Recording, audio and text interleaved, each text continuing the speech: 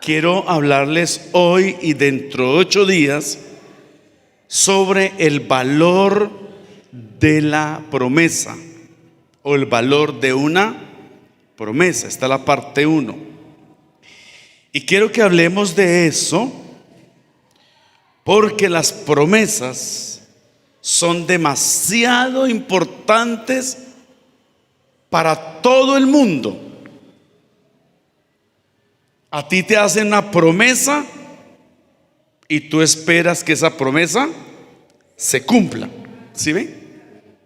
Tú le haces una promesa a tus hijos y los hijos esperarán que la promesa se cumpla. ¿Sí o no? Tú le haces una promesa a tu cónyuge y el cónyuge espera que esa promesa se cumpla.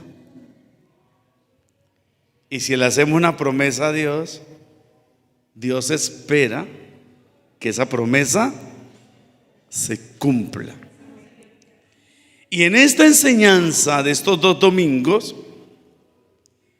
les voy a mostrar a ustedes el valor de eso y la gravedad que a veces ignoramos cuando faltamos a la promesa. Y quiero que empecemos con Hechos 18:18. Dice la palabra del Señor: mas Pablo, habiéndose detenido aún muchos días allí, después se despidió de los hermanos y navegó a Siria, y con él Priscila y Aquila, que eran esposos, habiéndose rapado la cabeza en Cencrea, porque tenía hecho voto. Tremendo, ¿no? Aquí la palabra del Señor nos dice que el apóstol Pablo un día se rapó la cabeza. Se rapó la cabeza, se calvió, como lo hice yo también. Pero él se calvió porque había hecho un voto. En la Biblia, Palabra de Dios para Todos, dice: Pablo se cortó el cabello porque había hecho una promesa. Entonces es importante eso. Él se cortó el cabello porque había hecho una promesa. Para poderlo relacionar, ¿por qué se cortó el cabello? Es necesario comprender que cuando una persona se quería consagrar a Dios, una de las señales que tenía que calviarse o dejarse el cabello largo o nunca cortárselo. Tenía esas dos maneras si era nazareo. Dice Hechos 21:23 en una charla de unos hermanos que le hacen al apóstol Pablo: así que vas a hacer esto, le dijeron los hermanos. 4 de nuestros hombres le hicieron una promesa a Dios. Lo que yo estoy tratando es de ampliar por qué el apóstol Pablo se cortó el cabello, se calvió. Y le dijeron: así que vas a hacer esto. Parece una orden, ¿no? Pero un consejo. 4 de nuestros hombres le hicieron una promesa a Dios. Ve con ellos, en el versículo 24.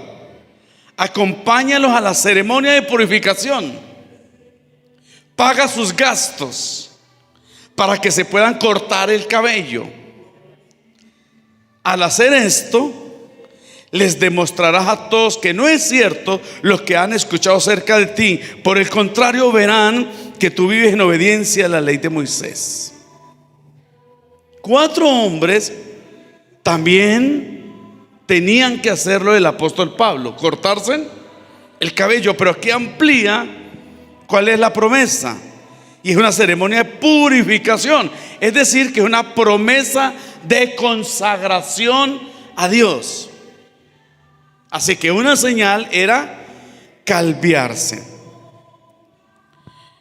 Una enseñanza que me arroja de esto es que hay sacrificios al hacer una promesa a Dios o a cualquiera, porque hay muchas clases de promesa y ahorita hablo un poquito de eso.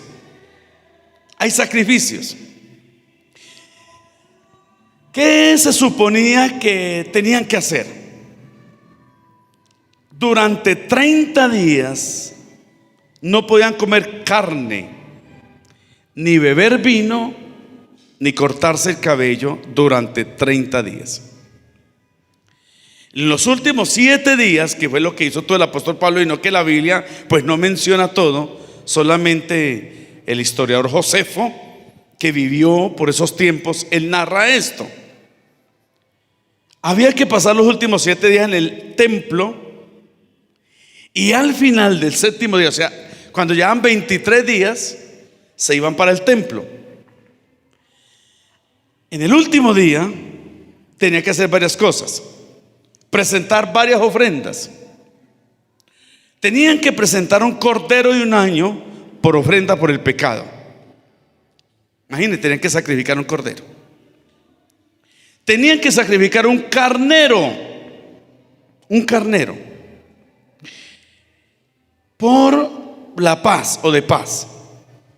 O sea que tenían ya 2 gastos: una oveja y un carnero.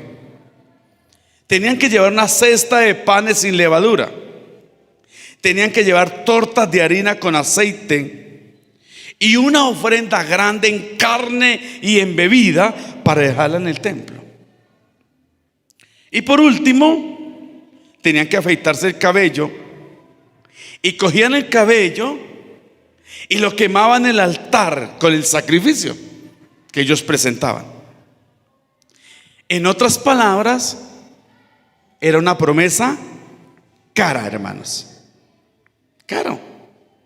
Porque tenían que dejar de trabajar todos esos 30 días, porque estaban cumpliendo una promesa.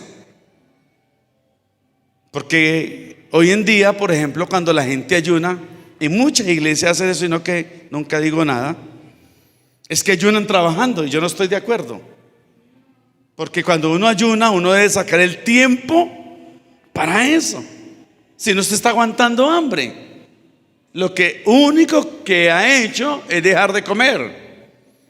Como cuando uno va a un examen médico. El médico le dice: tómese estos exámenes, y uno tiene que ir en ayuno. Uno deja de comer y realmente uno va en ayuno, pero es un ayuno no dedicado a Dios. Entonces, esta gente tenía que dejar de trabajar, comprar todos los elementos del sacrificio, y estaba por encima, yo creo que hacerles comprender, de las posibilidades que muchos tenían para hacerlo. Y en este caso en particular, el apóstol Pablo recibe un consejo no muy bueno, porque ya saben ustedes los gastos. Y miren lo que le dicen, y vuelvo y repito para poder ya comprender mejor el versículo. Hechos 21:23. Así que vas a hacer esto: 4 de nuestros hombres le hicieron una promesa a Dios. ¿Cuántos son? 4. O sea que son 4 ovejas, 4 carneros, 4 cestas de panes, 4 veces tortas de harina, 4 ofrendas de carne y de bebida. Caro, y sobre todo ellos le dicen: mira, 4 de nuestros hombres le hicieron una promesa a Dios. Hechos 21:24 dice: ve con ellos, acompáñalos a la ceremonia de purificación y paga sus gastos.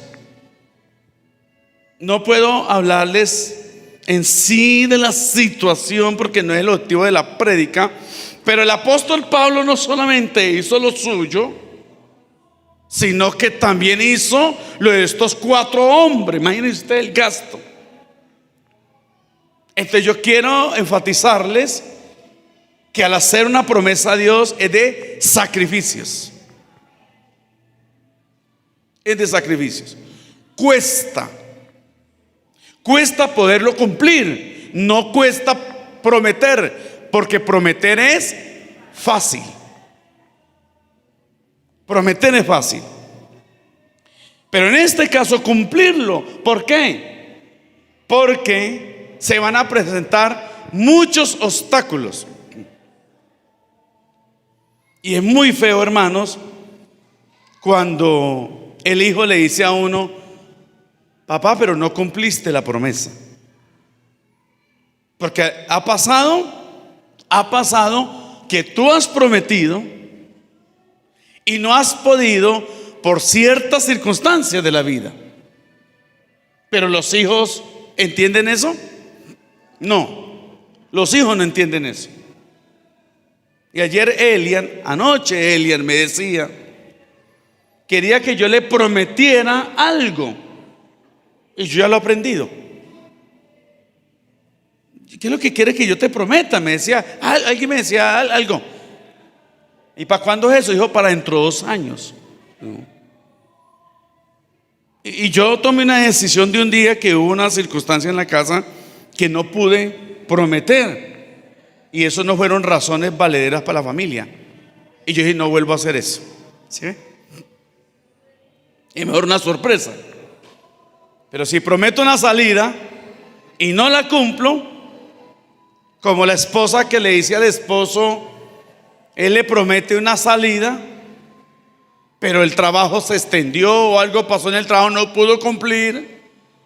La esposa no va a mirar eso, va a mirar que no le pudo cumplir. Y uno tiene que hacer sacrificios para poder cumplir una promesa, hermanos. Y tenernos que enfrentarse a ciertas situaciones para que la promesa se pueda cumplir, porque el receptor de la promesa espera que tú cumplas la promesa. Y yo le dije al niño, no te voy a prometer eso. Además faltan 2 años, porque a mí se me va a olvidar. 2 años. Yo no entiendo por qué me dijo eso. 2 años. ¿Tú crees que en 2 años yo me voy a acordar? Él sí, yo no. Él se va a acordar y me va a decir, porque es un niño, papá, ya. Y yo le voy a decir, ¿ya qué? La promesa. ¿Cuál promesa? Pues la que me dijiste. No, él se va a acordar como las mujeres que tienen esa memoria. Y yo no me voy a acordar y yo voy a quedar pero mal. Entonces, cuando yo soy consciente de eso, yo debo entender y comprender que yo debo cumplir la promesa. Y más si es para Dios. Más si es para Dios. Entonces yo veo acá un sacrificio económico y de tiempo. Porque son 30 días sin trabajar. Son 30 días que quedan calvos. O sea, hay una situación física, hay una situación de tiempo y hay una situación de dinero, y quizás puede haber una situación familiar. Pero ellos tenían que cumplir los votos, porque como dice la palabra, nuestros hombres le hicieron una promesa a Dios. Y las promesas a Dios se cumplen. Se cumplen. Sea económica o que tú le dijiste, yo te prometo que este año me voy a consagrar, que yo te voy a servir. Son promesas. Porque la segunda enseñanza, además de que hay sacrificios, que tú debes comprender y entender eso, es que Dios espera que tú cumplas lo que prometiste. Y las promesas son verbales, ¿no? Y muchas veces se hacen verbales es como respuesta de un favor de Dios o de agradecimiento, digámoslo así, en el sentido que, bueno, Dios me rescató, Dios me limpió, voy a servirle. Yo le quiero servir a Dios. Yo quiero hacer esto. Y esa persona o Dios y esa persona se efectúa un acto de confianza. Un acto de confianza. Y Dios espera eso. En Deuteronomio 23, en el versículo 21 dice: cuando hagas una promesa al Señor tu Dios, no demores en cumplirla. Y sobre todo, hermanos, que la cultura colombiana se trata dentro de sus características malas, porque hay buenas también, que somos dados a faltar las promesas, a no ser cumplidores.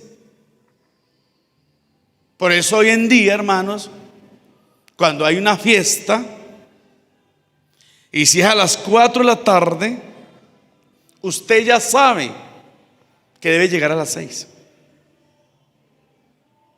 ¿Por qué? Porque nadie nos gusta ser cumplidos. Esa es parte de nuestra cultura, no como el americano, que el americano llega 20 minutos antes. El japonés.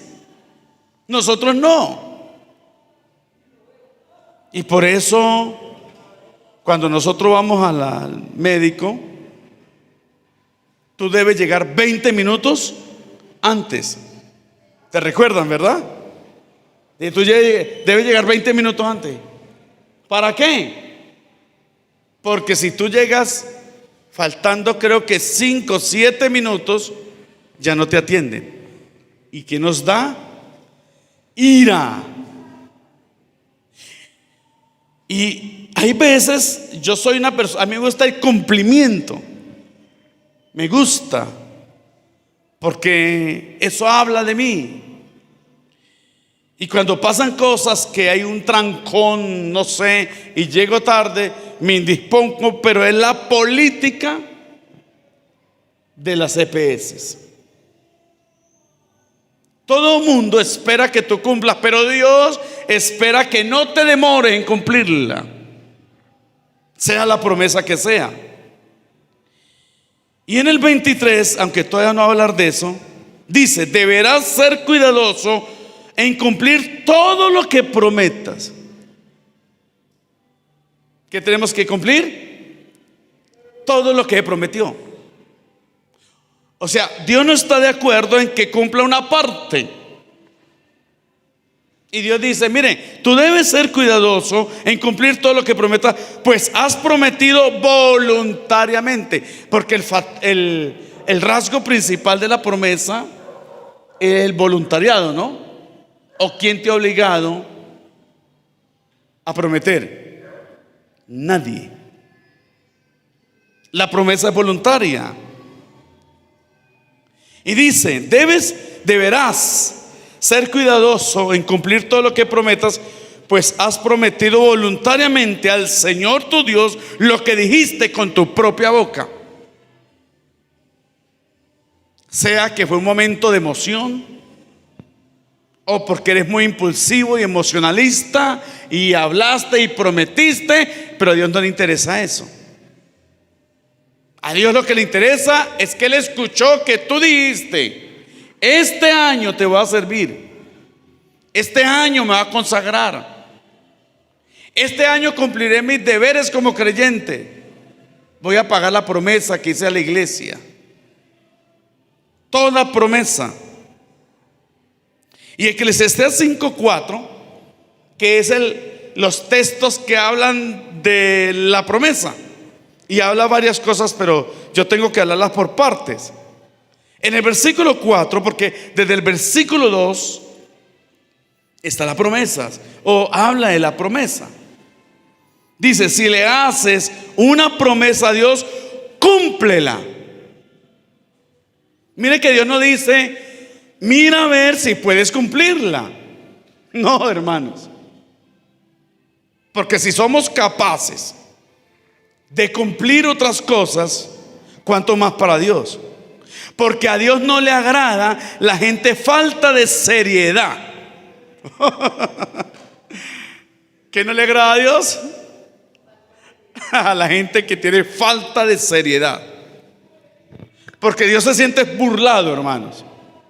Porque nosotros creemos, y aunque bien es cierto que Dios es bueno, es paciente, que nosotros podemos hacer un vaivén con lo que le prometemos a Dios. Pero no es así. Cúmplele a Dios lo que le prometiste, dice Eclesiastés. Porque Dios espera eso. Tremendo, ¿no? La tercera enseñanza es que las promesas son de varias clases. Como yo les estaba hablando ya, hay promesas de consagración como económicas. Una promesa no es un juramento, aunque va ligado. Porque la gente a veces puede jurar para decir que va a cumplir lo prometido, ¿no? Y lo juro que sí. Lo juro. Es la manera en que yo doy pie, que yo voy a cumplir. Pero son cosas diferentes. Porque si yo prometo y lo juro, yo estoy diciendo o estoy asegurando que eso va a ser veraz. Y ese es el problema. Por eso es que en el Nuevo Testamento declara que los juramentos deben ser evitados, hermanos. No hay que jurar. Hay varias clases ¿de qué? De promesas. Se hacían votos para conseguir algo de Dios. O sea, yo te prometo esto si tú me haces esto, ¿no? Cambio de ayuda, cambio de bendición. Entonces, como un intercambio, como una negociación. Y Dios es bueno en eso. Por ejemplo, Jacob prometió adorar a Dios y dar el diezmo de todo lo que tenía si Dios lo protegía. ¿Recuerda? Eso está en Génesis 28:20, creo. O sea, yo te doy esto si tú haces esto por mí. Es una negociación. ¿Qué le tocó hacer a Jacob? Cumplir la promesa, que es el diezmo, ¿no? Lo cumplió. Jefté le prometió a Dios que le sacrificaría la primera persona que lo saludara después de luchar con unas personas, unos guerreros, si ganaba. Y ahorita vemos la historia más adelante. Ana le pidió a Dios que le diera un hijo y a cambio le prometió dedicárselo para su servicio allá en Silo. Tú me das un hijo y yo te prometo dedicarlo a ti. ¿Ven? Los marineros que iban con Jonás, ¿recuerdan? Que Jonás, Dios lo mandó ¿para dónde ve que lo mandó? Para Nínive. Y él se fue para Tarsis. Esos marineros le hicieron promesas a Dios para que calmara la tormenta del mar. Es decir, hay varias clases de promesas y a varias clases de personas. Y lo que yo quiero enfatizar es las promesas que se hacen al Señor, sin olvidar las promesas que le hacemos a los demás. Hay otros que prometen de agradecimiento, pero sin esperar nada a cambio. Por ejemplo, el rey David prometió que no descansaría para encontrarle casa al Señor y meter el arca. No lo pudo hacer, pero dejó todo para que su hijo lo hiciera. Entonces, hermanos amados, las promesas son de varias clases, de varias maneras. Uno como pastor, pues es dado que la gente le haga promesas a uno. A mí me han prometido, hermano, desde almuerzos, ropa, viajes, hasta carros. Gracias a Dios yo no espero nunca nada de nadie.